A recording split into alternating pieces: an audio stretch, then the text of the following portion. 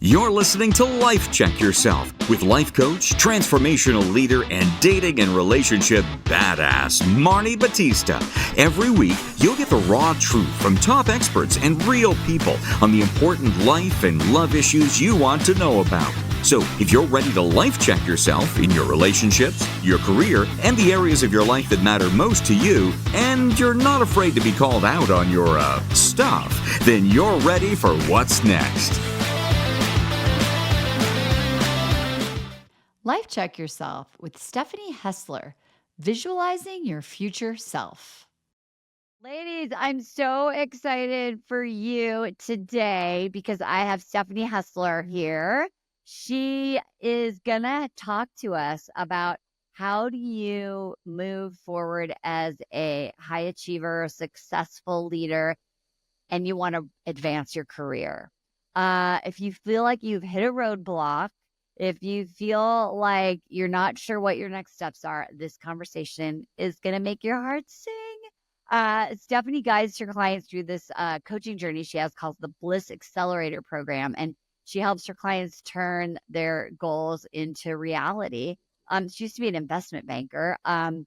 She spent 10 years on Wall Street. She has a BA from Wellesley College, an MBA from the Wharton School, which, of course, y'all have heard of that. And she's going to help us with our dreams in the career and success arena. I'm so glad that you're here. I think this is such an important conversation. Oh, Marni, it is wonderful to be here with you. I really appreciate the opportunity to speak with you. Oh my gosh, so great. So here's what I've noticed. I'm talking to a lot of women lately out there who have these amazing credentials, like degrees, even maybe had jobs where they felt like they were fairly compensated, but it was really toxic or it wasn't a great environment. So they leave for the pursuit of something better. And then they find themselves in these situations where they're earning way less than they are credentialed. They have so many restrictions, no freedom, and they're just sort of not sure, like, what do they do? How do you kind of break through? What are you seeing out there, and why is this happening? Is it just who I'm talking to, or are you seeing it out there in the environment? Yeah, no, Marni, that is a really, really great question. And yes, I'm seeing some of that as well. And, you know, as you mentioned in your introduction of me, I work with successful, high-achieving leaders, mostly with women. I do work with men as well. But I've been working with women for the last 10 years, and I absolutely see some common themes. So there's clearly a pattern here, not 100% of the time, but right. Enough of it the time. I would say in the majority of the time that what I've been able to understand is that there's something going on in women's, starting with, as young girls, as girls, in our social and mental programming. And some of the things that I see, maybe you see these as well, is that women, get to a point and then they don't know how to advance to that next level. And that's actually something that happened to me. And then the immediate thing is to say, okay, it could be better somewhere else, right? Or to do something else. And there's nothing wrong with that. But here's the problem. They're going to take that same limited mental programming right to the next opportunity until they first do that inside out self-reflection, clearing out what's not working. So what are some of the beliefs? Because I could see that. I mean, I see that in terms of it's so easy to be programmed to think that it's that boss or that organization or whatever it is. And even people probably believe they're trying, right? But that they're hitting these roadblocks. So internally, what are some of the limitations that are self-imposed that people have? Yep. So, and these are just a few of some of the common themes that I see over and over. And I'll just mention a few of them. Unfortunately, there are more than a few. Yeah. But I would say these are the most common ones. Okay. One is particularly in corporate and organization environments that neglecting to advocate for themselves. So, when we're more junior, we get patted on the head, you get promoted, you might be part of a corporate training. But as you rise in the executive ranks, in the organizational ranks, you've got to advocate for yourself. And women make the mistake of thinking that because they've done a great job, they're automatically going to be promoted. They're automatically going to be recognized. And most times, again, as you rise in the executive ranks, that simply doesn't happen. So that women have to learn to advocate for themselves. The other thing that I see is focusing more on the job and less on the career. Interesting. And so, the workforce recognizes what amazing workers women are, right? And hard workers and reliable, competent. But then they neglect to really be strategic in their thinking about getting from the current level to the next level. And then the third thing that I see is the unwillingness to leverage relationships. So we know that women are so skilled and so natural at relationships, but then actually leveraging the people they know, asking for what they need, asking for doors to be opened.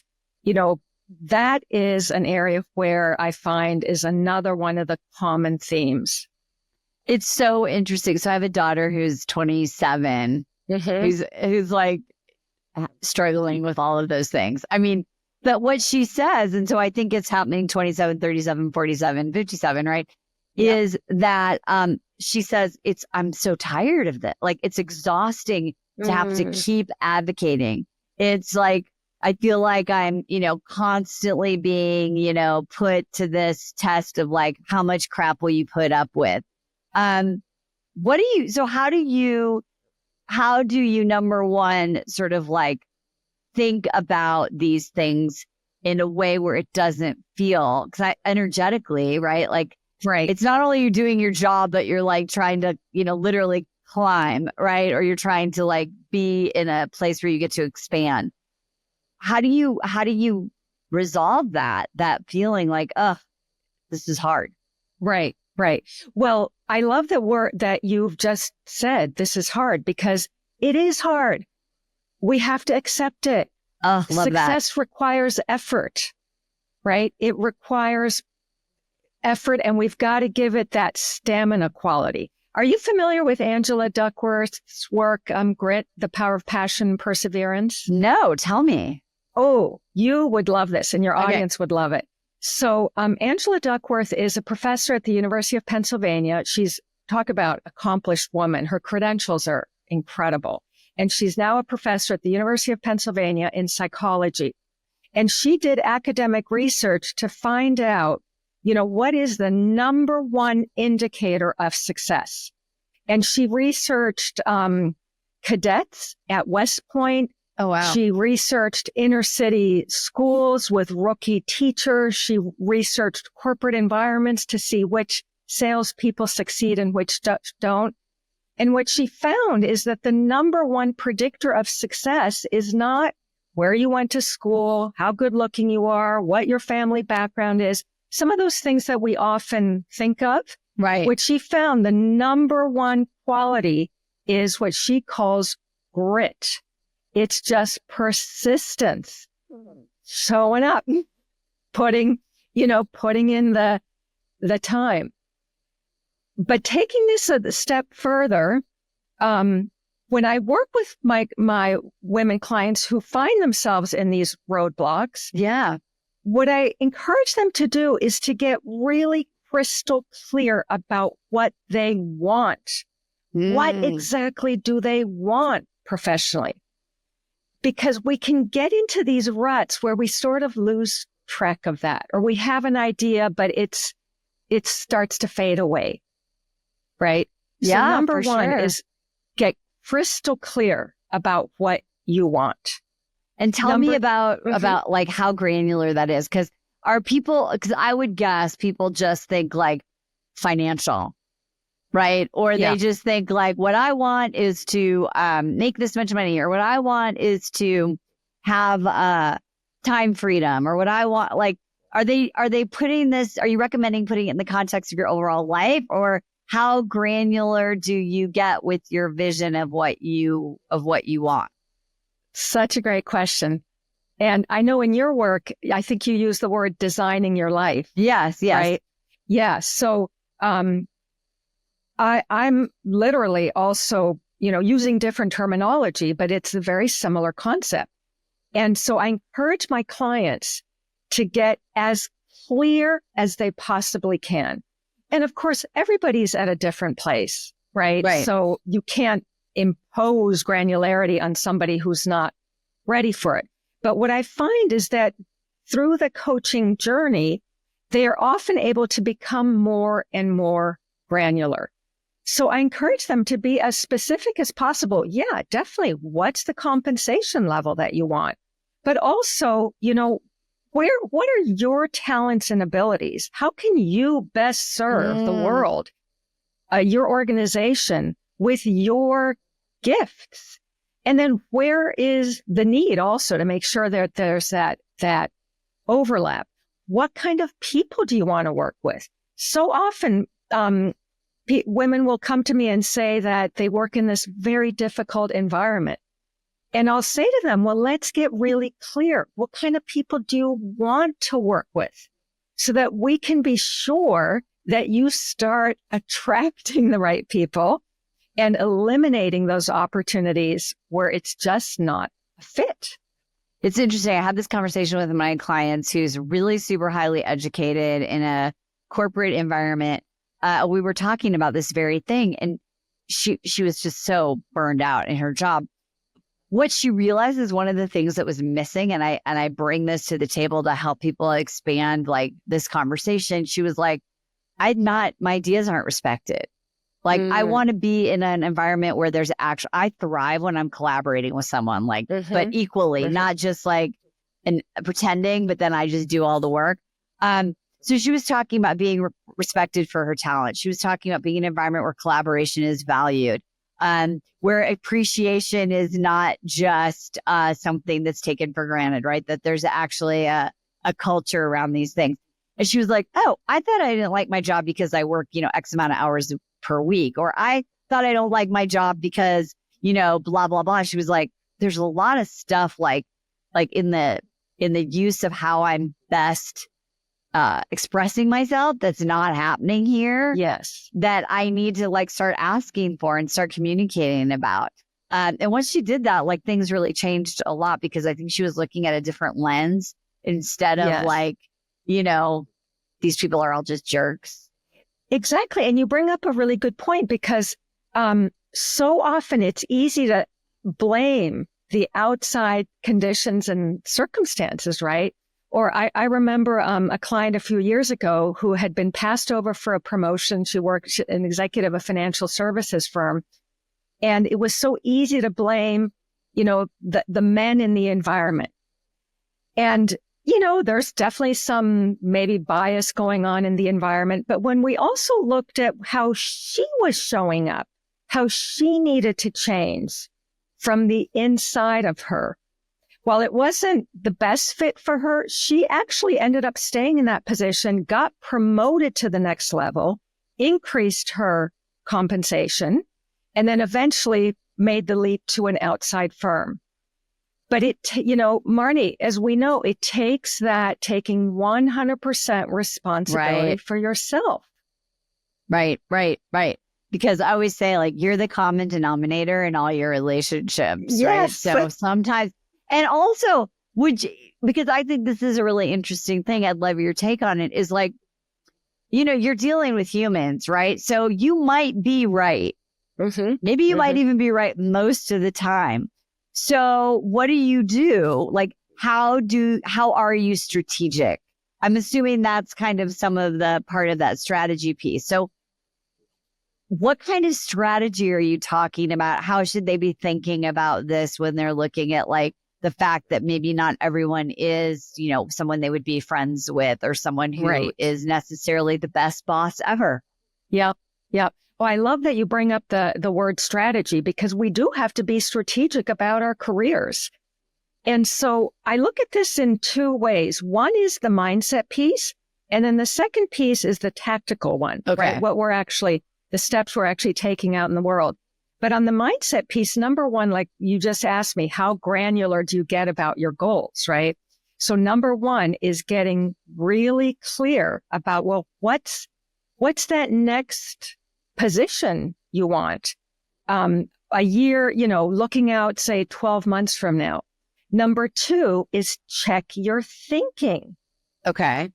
There's a quote from beautiful spiritual teacher Emmett Fox, who says, you cannot have one kind of mind and another kind of environment.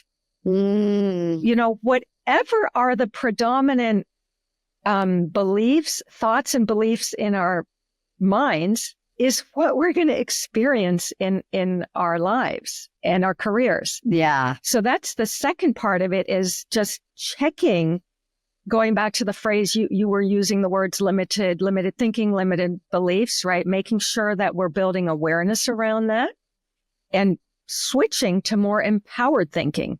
And then number three is getting a picture for who is your future self, the professional woman 12 months from now who is achieving what you want to achieve. And what do you have to start doing now? Who do you have to start becoming now in order for you to step into your future? I love that. So getting clear on how you are going to show up then, but start being that version of yourself as soon as possible. Exactly. Yeah. I think this is really interesting, Stephanie, because when people aren't confident to ask for what they need, right, or ask people to open doors, my guess is it's because their identity is still from that person who doesn't have that position or isn't capable of that position or is worried about what other people will think. Whereas, if you could future self, show up and be like, okay, well, now I have this position, open the door, right? Exactly. You would feel different. So it's almost like you have to accelerate your confidence and be that person who's capable of it in the way that you show up and ask, because then you wouldn't feel awkward maybe because you're actually helping out by letting it be known that you can do this or you want to do this. That's right. And we know from the way the mind works, the conscious mind versus the subconscious mind, that the subconscious mind doesn't differentiate between a real experience out in the world and a mental rehearsal experience.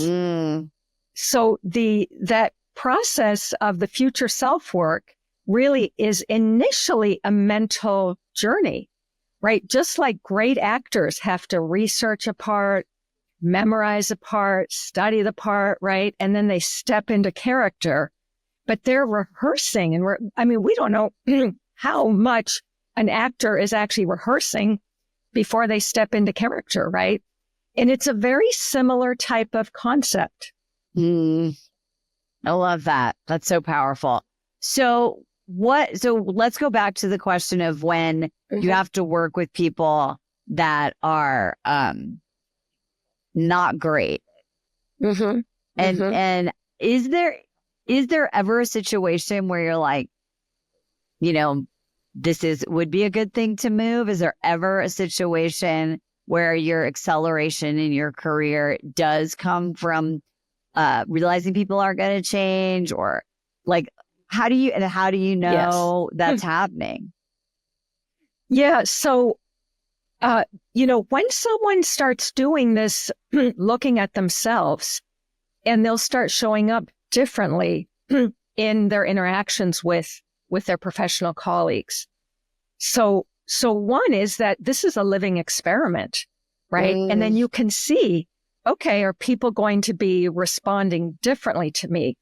Because the truth is that everybody's communicating subconsciously. Right. Right.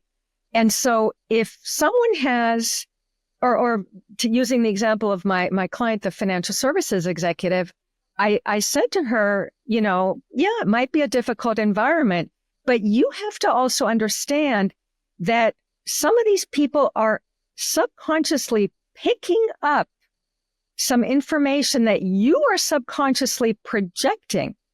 Okay. And we've got to work on changing that first. And once we've changed it, if the environment doesn't change, then that's a really strong indicator that it's absolutely the wrong environment. Right. I love that. I mean, it makes it so crystal clear, Stephanie. Mm-hmm. Yeah. Yep. Because if you're not, I call it leaking, if you're not leaking, your resentment or your frustration and you're showing up as your highest self and this person or these people don't really shift, then it seems like you would know. You would feel pretty confident about it. Right. And people pick up on it. I have one client, actually a man who was a pharmaceutical executive who did the self-image work together with me. We got a really crystal clear picture of his future self. And his comment was that he was astounded how differently people responded to him when he became conscious internally of that self-image and stepping up at, showing up at that next level of yourself. Wow, that's amazing. So so let's talk about what are the qualities, right, of today with our very confused and confusing environment. Yeah. What are qualities of a leader as a woman that are going to support you? What is the mindset? How do you show up? Yeah. Well, I think one of them is, I like to say that as a leader, you have to lead yourself first. Mm-hmm. Right. So a woman who's showing up and wants to be perceived as a highly effective leader needs to check herself at home first thing in the morning. And I often say to my clients, before you open your social media, check in with yourself. Make sure you are tuned in with your goals. You know what your priorities are for the day. You're aligned with your values. You're taking care of, you've prioritized what's most essential to you. Because people will pick up. Again, it's subconscious. Yeah. If we don't have ourselves pulled together, people pick up on that. It's amazing. Right? Yeah. So it starts from the inside out. And then, it's some of these addressing some of the common themes that I see, speak up for yourself. You can very professionally in a way that isn't showing off, because I think that's what women are concerned about. Well, I don't want to seem like I'm showing off. Well, show off a little, Humble brag. Yeah, let others know what it is that you've been working on. And then part of that leading yourself journey is actually thinking strategically, and this is where coaches like you and I come in to help put a roadmap together for, okay, if I want to get to this next level, what are these different things that I need to be doing? Who do I need to be talking to? How am I, how to position myself to continue to rise? And then, so for example, also then leveraging relationships and knowing. Let's talk about that. Yeah. Because I would assume most women, and correct me if I'm wrong, please, but are like, oh, I don't want them to feel like, I'm using them, or because even in my own, so right now I'm getting blurbs for my book and I have this list of contacts, right? Yeah. And the first people that I really know well is easy, and then I have these people that I've come across or I've but I'm like, I don't know. I don't want to send that weird email that's like, hey, can you help me do this thing? And so I'm guessing that's happening at work all the time, right? Yes. You don't want to appear needy, or you don't want to ask for help. And maybe even, is it what if people know that I'm building relationships? Are they going to feel threatened? So how does that work in the corporate environment? Right. Yeah. So the way it works is that we really have to tune into reciprocity, right? And actually that probably will work for your book too. Yeah. Right. And because nobody likes to feel like they're being used. Right. Right. Even though sometimes we may specifically make that request, I need your help. But on our end, we've got to in turn communicate that we are willing to help someone else advance their career or what it is that they need. So the reciprocity is key.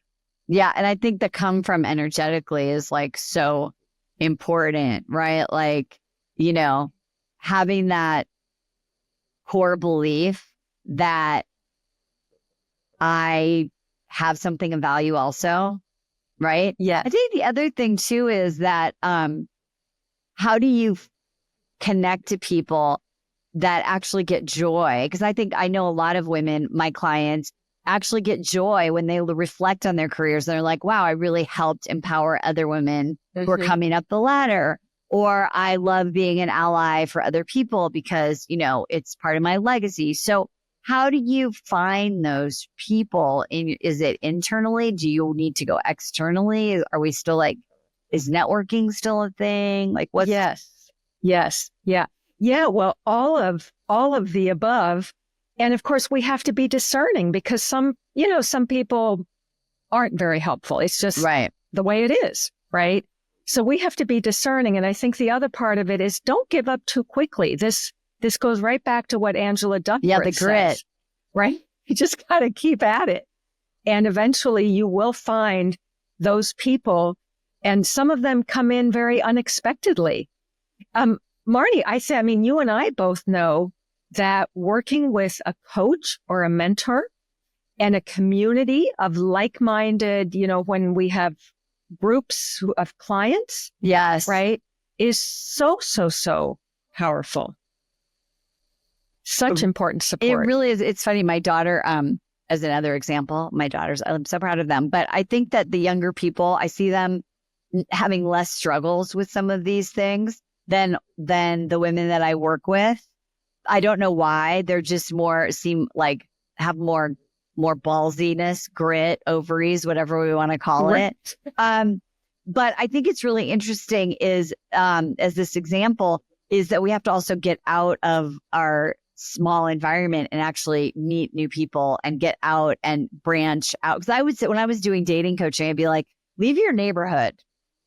You know what I mean? Like your supervisor and your supervisor's supervisor, and the people on your team, but like there's a whole other world, right? That is important for you to meet. So getting into a community in your profession, still a really good thing. Yes. I love your analogy with dating and getting out of your neighborhood. Yeah, exactly. And when you, I'm sure you see this in your client community that people will grow from one another, right? 100%. Yeah, no, totally. It's funny. I had a client the other day who has been in corporate. She's an attorney for a really long time. And negotiating compensation is like she could do it in her sleep. She just didn't even realize that she's good at it. And then we had another client who's like 10 years younger, who's really like, wow, I never thought about asking for those other things as part of my compensation. Yeah. Because we just get so used to thinking about like what we know. So being in a community, having a mentor, having a strategy. And it's funny because I always use people want to lose weight. They are like, let me get help, or let me get more fit. Let me get help. But they don't think about like that they could benefit from having that same level of intention and action in their career. That's right. And I think it's important for us to distinguish. We go back to women are so skilled at relationships, friendships, right? But then again, being just that more intentional so that you can actually help one another out strategically.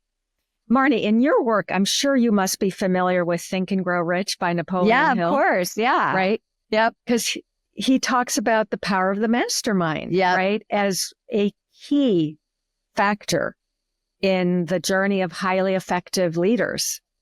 Yeah, it's funny. I was talking to someone and I said, my experience of you is that you are like a little tiny tree in a windstorm, and you just feel like everyone is against you. Like you're constantly just trying to not fall down, right? And what would it look like if you raise your energy, if you create communities where people are saying, you got this, you can do this, I believe in you, here's a helping hand. And we get so stuck, right, in the alliance of the victim. Yes. Oh my gosh.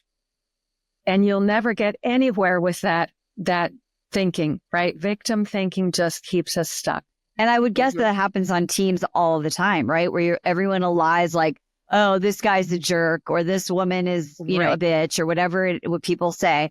And then everyone is collecting evidence of like why they can't. So how do you get out? How do you break out of the like consensus if you find yourself on a team like that? Yeah. Yeah. Well, you know, in teamwork, we use very similar approach as with individuals, right? And sometimes the team just isn't inspired enough. I mean, one of the epidemics I see out in the world with leadership is there isn't enough focus on the vision, on where the team is going, so that the team can actually feel they're part of something special. They're the A team. A while ago, I was part of an organization that is really like a 1 in a billion type of organization in terms of the mission that it has. But the leader consistently neglected to remind us of the vision. Oh, yeah. And leadership thinks, oh, it's written up on the wall. Everybody sees it when they walk in. No, the leader, the team leader has to be constantly creating that vision for the team. So that's the leadership part of it. I think if you're on the team, what I encourage my clients is stop gossiping, stop going down those tunnels of negative. You know, it just feeds on itself. It becomes toxic. Yeah. Just set an example that, you know, you're rising above that. I love, be the person that you want to have leading you. Yes. Yes. Sometimes leaders can learn from other leaders. Yeah, right. Like, wow, I see myself being the thing that I'm complaining about, which, right, can happen in all sorts of different relationships. It's so much about awareness, isn't it? Yes. Yes, absolutely. Absolutely. Okay. My last question for you. Tell me a little bit. I'm sure the Bliss process is like, probably a whole conversation itself. Yeah. But if you were to think about what it is that pulls the big lever, from your Bliss Accelerator process, like what is that? That's like the differentiator that I think most of our listeners will be like, wow, yeah, that's the one thing I haven't thought about or I haven't done. Yeah. So I would say that it's understanding that your mind is the most important part of you that hardly anyone teaches you about. Yeah. You have this miraculous, incredible mind. You don't have to pay extra for it. It's already built in. And just because we went to great schools and have degrees doesn't mean we're using our minds effectively. So it's really about learning how to use your mind in service of what it is that you want to achieve so that you're in the driver's seat and not your automatic programming running you.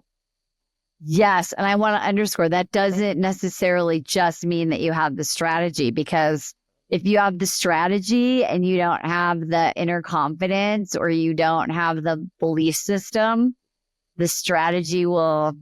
That's right. Will be that like, is right. Yes. Putting diesel in your electric car. Yes. Yes, exactly. I was just thinking of a Ferrari. You mentioned, right? I was thinking of a Ferrari. Like if the Ferrari stays on track, it's focused, it can win the race, right? But boy, if it's just running an autopilot, it could end up off the cliff. So And I like to think that, everyone has exceptional in them. We are all Ferraris. We've got to bring that exceptional out to the surface. Yeah. And you have to believe in yourself enough to know that you're worth it. I think people are like, if I do this work or if I put the time in, like, I know it doesn't work. I know what they're going to say. I know it's going to happen, which is like, pumping the brake while you're trying to do great things. So if someone says to you, because I assume this would happen all the time, you're like, what if you have this conversation with this person? Or, how about if you talk to that? Or if you ask her to open, I know, Stephanie, I know it's going to happen. What do you say to the yeah, but, Stephanie? Oh my gosh. Yeah. Well, I have found that how I communicate with my clients is really, really important. And I don't have I would say that my approach is kind of gentle and empathic, because I'd rather that they answer the question for themselves. And so what I come back to is, but what you're doing isn't working. Let's try something different. I love that. Are you willing? So bottom line, are you willing to do something different? Because one of the things I think highly ambitious women do is we just believe that if we try harder, then we're going to get there. Like force, put more effort in, right? But if you are pushing the wrong door, there could be one like right down the hall that just takes a tap. Yes, I love that. Are you familiar with U Squared by Price Pritchett? Yes, because I remember the name Price Pritchett. I was like, I want to know this person. What you're saying, he says, don't be like the fly at the window. Yes, that fly in the window is just struggling to get out, working so hard, not realizing that the door at the other side of the room is wide open and the fly dies at the window out of exhaustion, right? And so we have to stop behaving like those flies. That's what I say to my clients. Are you behaving like a fly at the window?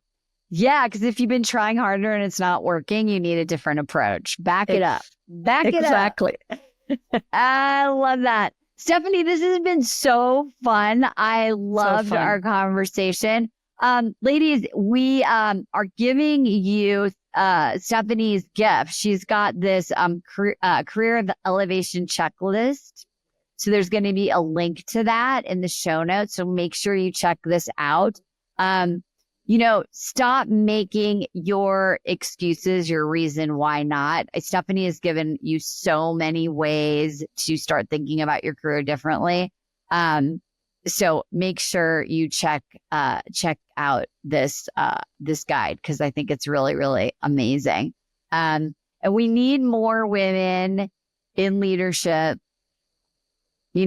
and I think that whatever age and stage you're in is your exact right time, and I don't just, that's right. So many people, Stephanie, are like, I only have 5 more years. Let me just, right? Do you hear that?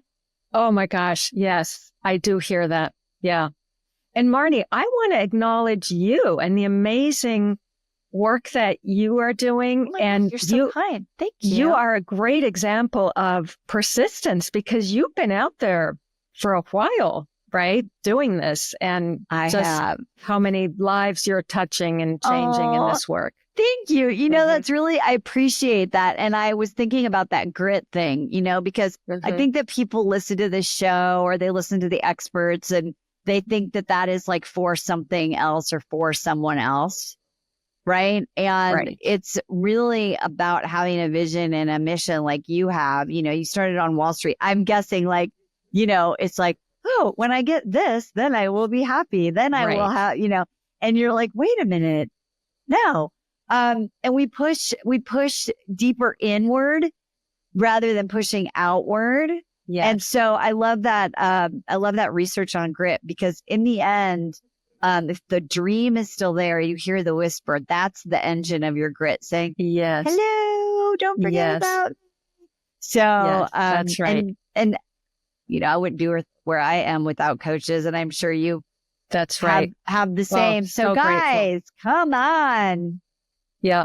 So Get grateful for great teachers out there. Yeah. Get some damn help. Ladies, the name of the show is Life Check Yourself. And as I say, we can all blame the external things going on in our world. And we can all listen and underline and highlight. However, radical honesty and action are going to get you where you want in your life. So take this episode, listen to it again, look at the show notes. What part do you need to hear? How can you take responsibility and do a life check and then get into action, actually implement some of the things that Stephanie talked about today? And then let us know in the comments. We'd love to hear. We'd love to champion you. You can follow me on Instagram, Marni Battista _. Love to know that you're there. Give us a follow. Share this with a friend. And remember, your life doesn't start one day. Make today your day one and life check yourself. Thanks for being here, Stephanie. This was so fun. Thank you, Marni. All right. Bye for now, ladies. Thanks for tuning into today's show. Do you ever wake up feeling like you've already run a marathon before the day even begins? Does your coffee need a coffee just to get through the morning? Well, I feel you, and I've been there. Burnout isn't just a buzzword. It's a reality for far too many of us, especially as we navigate life over 40. But here's the good news. You don't have to accept feeling perpetually drained as your new normal. I'm excited to introduce my new flagship, Live Life on Your Terms program. This isn't just another Band-Aid fix or a fluffy self-care promise. This is about real transformation.